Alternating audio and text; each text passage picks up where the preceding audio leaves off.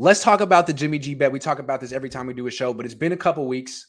And the last time we talked, I had pretty much resigned to losing this bet. But now all of a sudden it's looking like it could go either way. And I just want to remind people the bet is if Jimmy Garoppolo is on the team week 1 when they play the Bears, you have to buy me another very nice bottle of wine. If they get rid of him at any point before them, I owe you a very nice bottle of wine. Right. So let's clarify.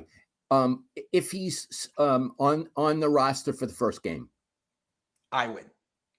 And if he's not on the roster for the first game, I win. And since I got you, when you won on the Debo bet, I got you a really nice Italian, a Barolo. I think we should go full French this time. Let's go Frog. Yeah. Let's go Frog. So we'll figure it out. But Iggy, tell me why you think it's a bet again. Well, Jed York will do a really good job of not talking for like 2 or 3 years, and then all of a sudden he can't help himself. And last week he was on Tim Kawakami's podcast because they're another two that had conflict at French Laundry. Now they seem to get along real well. And he went on and said, he reiterated, look, I've said this before, but we had Steve and Joe on the same team. I'll be happy to keep Jimmy Garoppolo another year. He's just too good to cut. And I feel like, yeah, you can lie. And it's people, they're not under oath. They can lie as much as they want, but it's awkward to have Jed and Kyle and John to say multiple times on the record, we're never going to cut Jimmy. He's too good. And then finally cut him. Be like, yeah, we were lying. You knew we were lying. Sorry, we were lying. It's just unprofessional. I feel like they've said it and I believe them. They're not going to cut him. It's not smart. I just believe him. Iggy, he will not be on that roster for the first game. And let me just tell you, let me say a couple of things. Okay. I think Jed York was having a yuck at the media's expense. I think it tickled him to say that and for everybody to have to scurry around. Oh, maybe Jimmy will be here. Maybe, no. Maybe. Now, maybe they won't cut him, but they'll trade him for a tackling sled. Did you see that the Raiders traded Nick Mullins for a 7th round pick? I did see that. They might get more than the Niners get for Jimmy. Now that the pressure's on to get something more than a 7th. In addition, here's other reasons I don't think he'll be on the roster for the first game. He hasn't participated in preseason at all. He doesn't get on the field. He's not in the quarterback meetings. He doesn't have the playbook, I don't think. He doesn't have the playbook. Forget what they say. Everything they do means you're out of here. And in addition, on the depth chart, he's number 4. Iggy, I never heard of going to number 4 on a depth chart for quarterbacks. It's like he's in the basement, Yes. So, Iggy, I think I'm going to win that bottle of wine. I don't care what Jed said. I don't care what he said to Tim Kawakami. I think he's having fun. Okay, let me try to make the argument for why I'm going to win this bet. If they've taken it this long, just the opportunity that maybe they could trade Jimmy Garoppolo, why stop now? The trade deadline is 2 months from now. Why stop now? I mean, yeah, you could cut him and save yourself some money, but Jed says he doesn't care about spending that money. You could cut him and create cap space. It's too late to use the cap space. They missed that opportunity. So if you cut him, you make your team worse. You don't make it better. You're not going to do anything with that money. I mean, there is a scenario where Trey Lance hurts himself in the first month, and the Niners turn to Jimmy and they're like, "Look, we know you haven't been here, but you know the team. You know our playbook. Do you want to be our starting quarterback? We're paying you $27 million." He could say no. I don't think he would, though. In that case, he wants to start. So we could look at it as insurance plus, there's a possibility that more than a possibility that a quarterback gets hurt in the NFL in the first 8 weeks. It just seems that they've taken it this long. Why stop now? Let me ask you another question. Mm-hmm. Let's say they don't cut him. What I'm saying is, I think they're going to trade him. Okay. But let's say he's on the team. Mm-hmm. What's his position? What's his position? Yeah. What is he? Is he active? Is he practicing? Is he all of a sudden in the meetings? How do they do that? Is he number 2 on the depth chart? Is he? Yeah, I don't know. I don't know. I Because mean, it seems to me he probably shouldn't be. He should be inactive. He should be in bubble wrap. You're trying to trade him. You don't want anything to happen, even in practice. so would he Tricky. practice? Tricky. I don't know. I don't think so. I don't think so. Okay, so So what's the hold on. point? So what's Hold the point? on. Yeah. So let's talk about what reality is. Yeah. So now it's the season, and he's on the team, Mhm. and he's a mummy. Yeah. They make him a mummy. Yeah. Don't stay away, but you're on the team. But don't come over here. You're on the team. Right. Let's stay over there. Yeah. Over there, you maybe we'll let you in the quarterback meetings, and we'll finally give you a playbook. But don't talk in the meetings. If they cut him right before week 1, I'm going to be so snarky. Like, wow, way to go, guys. That really was smart. You held on to him for all that time just to see if something would materialize, and it didn't. When you could have cut him 4 months ago and actually got a backup quarterback and a starting center. No, you wanted to see what would happen. Well, are you surprised? It's so silly if they cut him after all this. There's a team in the league. They're not going to cut him. We're talking at cross purposes. Okay. There's a team in the league that's going to want to take a flyer on him, maybe as a backup. I think so. There are teams in the league who really need. You're laughing. I want to make a side bet with you.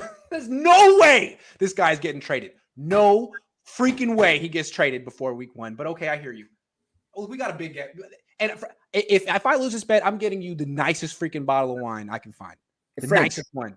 French. It could be a Bordeaux, a Burgundy, or I'd go south, like Chateauneuf de Pape. I mean, I'm looking. I'm already putting a space in my wine rack. Woo! For that I like your confidence, Dad. I like your confidence, but that just means it's going to hurt more when you lose. Sorry. Mikey Niner says. Problem. Lowell Cohn Legend says, will the Niners win their 6th Super Bowl with Kyle or not? What do you think? Oh boy, who asked that? Mikey 49er. That's a hell of a good question. Okay, I tend to feel no. I'm so sorry. I don't mean to be a jerk. He's had a lot of time, and I haven't. He's blown it twice, once with Atlanta and once with the Niners. Absolutely blown it. Yeah. Even last year in the championship game, Iggy, he didn't really give the ball to Debo in the fourth quarter very much. No. I don't know what was going on in his mind. Here you have this guy, he's the best player on the field. Yeah. And you decide to make him a decoy. Yeah. So I have issues not with the team. I have issues with Kyle. Yeah. And I would have to feel more confident. Again, Bill Walsh was a very nervous person. Iggy, you know this. He was a very fretful person. He got his feelings hurt very easily. He would go through the week depressed. I don't think he ever really enjoyed his successes. But on game day, he made great decisions. This hero came out in him. And when he died, I want to say he was the same way. Yeah. He approached death with incredible courage and dignity, which I didn't know he had, and I wouldn't have. But he had, when he was calling the plays, courage and dignity. And Iggy, maybe he made some crummy calls. He made the right calls. He came back in Super Bowls and won. Yeah. And I don't see this in Kyle Shanahan. Now, if I do see it, I'll say, sure, they can win with him, but not at this time. Not at this time. And if you're angry at me, guys, I apologize. Look, I agree with you on that. Kyle is not a good decision maker. He doesn't rise to the moment. He doesn't seem like he calms down when the pressure's on. That being said, so I don't think he's going to win 3 Super Bowls the way Bill Walsh did. Yeah, 3. I think he can win 1. If Trey Lance is the quarterback, becomes the quarterback that they think he can become, I think Kyle could win 1, considering how close he came with Jimmy. But I don't know if he'll win multiple. I don't know. Okay, he might win 1, but I want to point out that's a couple of ifs you got there. Anytime. If Trey Lance becomes what he wants, and if Kyle can sort of calm down at the crisis moment, sure. Those are 2 ifs. Because Kyle's big excuse his whole life is, I've never won anything, but I've never really had that great quarterback. Yeah. You had Matt Ryan, who you're not a big fan of. You had Jimmy Garoppolo, who I'm not a big fan of. I mean, he's never had a elite quarterback. Well, dude, you picked this guy. You didn't want Brady. You didn't want Stafford. You picked this guy. Okay. We'll give you a few years. He's 22. I mean, it took Josh Allen until he was 24 to become elite, but eventually he's going to need to be elite. Otherwise, we're all going to judge you, Kyle, and will have no excuses left. Mark says official reason for Bosa not practicing yesterday. You know, it's interesting. They didn't give one. He said they rested him. But he was back today and he was suited up, but again, not practicing. So, and there's a big wrap on his left leg. So I feel like there's something they're not telling us. I don't know. Of course, there's something they're not telling you. But Iggy, again, I'm not there, but I remember last season in the preseason, he didn't play a lot either. Right. I think he's going to be fine. I'm guessing it's something minor, and instead of creating big news because it's Bosa, they're just not going to say it. If it was bigger, they'd probably say it. Big Tim says, I'm with Grant on this bet. He is too good of a backup to just cut him. Just expensive, LOL. And they budgeted this year for this scenario. Thing is, if he's not their backup quarterback, they don't have a backup quarterback. Don't tell me Nate Sudfeld is going to win a game. Okay, so what's going to happen then is he'll be the backup quarterback, right? Yeah, and then without any preparation, fine, he'll be the backup. And who's the number 3 quarterback? Or will they keep 4? And well, hold on though. Hold on. So okay, you're saying it's ridiculous that he could just jump off the couch and be a replacement with no preparation. But with that logic, then he can't start for any team this year, Dad. And that's why he's not getting traded for. No one's trading for Jimmy. Okay, I like that. That's a very good point you're making. So wait a minute. So the Niners are essentially really screwing him up. Oh yeah. It almost feels personal, like, hey, because they said they had no idea he was going to get the surgery. They were blindsided by it. Yeah. Hey, you want to blindside us with the surgery? Enjoy not playing football this year. Whoa. Yeah, I know. And they talk about it like, oh, we're all on the same page. We love Jimmy. Do you think they're on the same page on this one? Interesting. San Fran 49er fan says Brady was 4th in the depth chart as a rookie. Legendary. Okay. Josh Olivas. Wait a minute. Jimmy's not a rookie. Yeah. Trey's not a rookie. No, you're right. Josh Olivas. He said, wait a minute. He said Brady was 4th on the depth chart as a rookie. Fine. I got it. Jimmy's not a rookie. We talking about Jimmy or Trey? Jimmy was 4th on the depth chart. Oh, right. There you go. I want you to get in track here. Okay. He's comparing Jimmy to Brady as a rookie. I got it. Jimmy's not a rookie. And he's sorry, I'm not that smart. Yeah, you're right. Josh says, I think we can all use a bottle of wine when this Jimmy problem is over. It's not ending anytime soon. Don't listen to my dad. He's wrong. And anyway, I'm going to their house Sunday night for dinner, and I'm going to bring a really nice bottle of wine. Okay, that sounds nice. Neil says it's August 23rd, 2022, and Jimmy Garoppolo is still on the 49ers. Did you know that, Dad? Yeah. That was my dad's idea. He told me that months ago. It's true. Could I tell people? Yes. I said to Iggy months ago, every few days that he's still on the team, you should do a news bulletin. Jimmy is still on the 49ers. That was actually my idea. And, I know some people think it's redundant, but most people get a giggle out of it. It's by far my highest performing video of the year every time I do it. And I try not to do it too much because it's like cheating, but it's just 50, 70,000 views every time. People think it's hilarious. My egotistic aura says, would you rather Garoppolo or Sudfeld as backup? That's what I'm saying. Okay. In the best of all worlds, I would like to have Jimmy as a backup, but I'd also like to think he was practicing and actually had the playbook. Jimmy's a better quarterback than Sudfeld. Iggy, do we need to argue about that? No, absolutely not. I actually think Jimmy Garoppolo is a great backup quarterback. He might be the best backup quarterback. Okay. Flav says Cones. $50. Flav is a very generous man. Despite my superior football knowledge, we actually have a lot in common. Worked with my dad and lost an amazing Italian mom too soon. Oh, me too. Amazing thing about Italian moms, they give you enough love in one day to last 3 lifetimes. Appreciate you both. I didn't expect that. It's such a sweet thing. The other night we went out to dinner, Iggy and me and Swasi, his wife, and we were talking about his Italian mom. And Iggy and I both started crying. She gave us a lot of love. She was the best. She did. When I was flying back from Minneapolis, I was watching this Pixar movie, Coco. So I didn't know what to expect, but it was about death. and Pixar movies are very emotional. And I was in the middle seat and I was just crying for like an hour and a half. I must have been kind of ridiculous to look at, but at the same time, I felt a lot better afterwards. Yeah. Anyway, Okay. Flav, thanks a lot. Gunnar says, to Lowell's point about Kyle, Kyle is a great, maybe best game planner in the league, but when it's time to improv, all bets are off.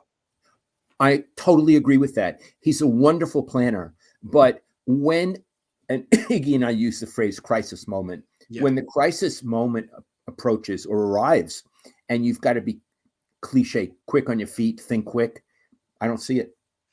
Well, with Kyle, he has this amazing network of helpers during the week. Can you imagine all the people he could call for a suggestion? He could call his dad. He could call anyone. He's very connected. But when it's fourth quarter, man, it's you. That's just you. What you got? Right? What do you got? What you got? It's you alone on the sideline. What do you got? All you. And Kyle, he's called like the best offensive coach in the league. There are other coaches that don't have the same reputation as him who have made adjustments on the fly in the fourth quarter of Super Bowls to win them, like Josh McDaniels. I was just going to say Josh McDaniel. So now, I want to say something about McDaniel. Yeah. Josh McDaniel was a head coach where, sweetie? Denver. Young man, Denver. Denver. And the players hated him. And he got fired in the middle of the season, right? Second season, yeah. I think he won his first 6 games and then lost a ton in a row and got fired. Yeah. They hated him. Yeah. Here's what I want to say about that. Belichick does not have a coaching tree. Nope. And this is why. Yep. First of all, Belichick is a great coach. Yep. He's a great coach. So we don't even argue that. But he's a hard ass. Mm-hmm. He's a hard ass. Mm-hmm. And I think he may not be someone who praises a lot. Mm-hmm. He's critical. Well, you get these guys like Josh McDaniel. Now, we don't know how he'll do with the Raiders. Or that Schlub who went over to Patricia, Matt Patricia. Yeah. And they try to do the tough guy Belichick thing. He can do it because he's a genius. Yeah. But they can't do it. And all they are ineffectual tough guys. And you hate people like that. Iggy, remember the story about Patricia? With the media guy? Yeah, like first or second game of his tenure. Let me tell the story and tell me if I'm wrong. It was like a midweek news conference. Maybe it was a Monday after the game. And he told one of the beat writers to sit up straight in his chair. Yeah. Right? Yes. He told him how to sit in his chair. Yeah. Again, applying the hard-ass tactic to a writer who's not beholden to him. Who the hell do you think you are? And, Patricia was about 50 pounds overweight. Yeah, it's like tuck in your shirt and brush your teeth. Like, who are you to talk? Yeah, go on a diet. Yeah, go on a diet. Who are you? Yeah. So what I feel with the Belichick guys is they're very good with him when they're with him, but they can't export that kind of hard-ass thing to other teams. It doesn't work for them, although McDaniel may have learned this lesson. It's been about 15 years. He better have. Yeah. The logical truth says you are by every definition a 49ers fan. You don't have to like them, just have to be overtly enthusiastic for better or worse, and Pops would agree. Look, I grew up a Niner fan. The franchise means a lot to me. It's the only franchise I really cover. I'm invested, but when they win, when they lose, I approach my job the exact same way. And if they have a losing season, you think if they go 6-11 this year, I'm going to be like, oh man, I wanted them to do better this year. My year is ruined because they didn't play as well as I wanted them to. You think I feel that way? I don't think so. No, I agree with you, Iggy. A fan sort of lives and dies with the team. The way a journalist is, the way like Ira Miller, if the Niners lost or didn't make it to the Super Bowl, he went out and had a nice dinner with his lovely wife Sharon, and he didn't think twice about it. It's not personal to us. I remember when I was a fan of the team, if they lost a game, I would be upset the rest of the Sunday. And most fans are that way. I remember when I was 9, you took me to Washington, D.C. to see your sister and Mike and my cousins. And Mike was a huge Washington fan. And that was back when Steve Young was on the team. So they weren't going to win that game. It was 97. The Niners won. I was 9. I was giggling around the house. And I thought me and Mike were going to hang out the rest of the day. He was despondent the rest of the day. He must have been like a senior in high school. And he was like, look, Iggy, it's nothing personal, but my team just lost today. It's not I'm not having a good time. I was like, dude, but that's just how fans are. I am so not. You see my face when the Niners lose. I'm like, here we go. This is my time to tell them what they did wrong. Nah, I think I enjoy the losses just as much as I enjoy the win. If the Niners have good, I get a kick out of. If they win, I get a kick out of it too, because that's just more people engaging. And I think what you're saying is your enthusiasm is not for the team; it's for your job. Yes.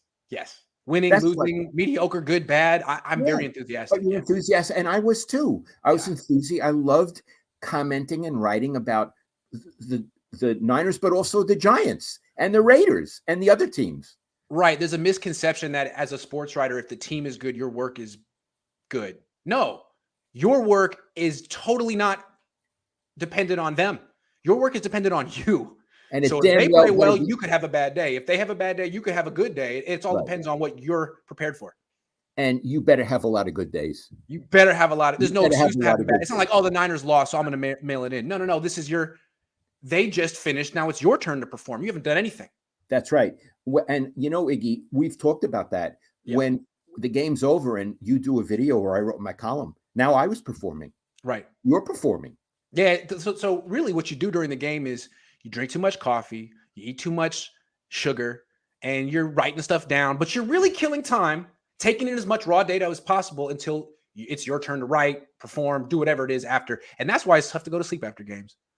Oh God, I would have so much adrenaline. I'd be walking around the house till 2 a.m. Yeah, because the adrenaline just starts at like 5 after a day game, 5 o'clock, night game, 9 o'clock. Good luck. Yeah.